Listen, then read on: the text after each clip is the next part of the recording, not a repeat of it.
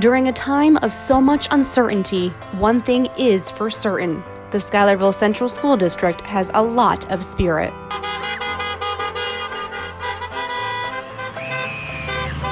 More than 100 vehicles traveled 43 miles in a parade. Inside were teachers and staff members.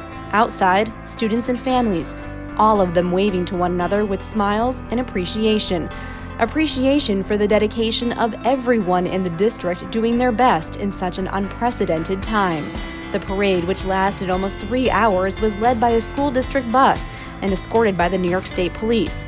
On every corner and street, spectators stood united, the pride for their school and its people never stronger.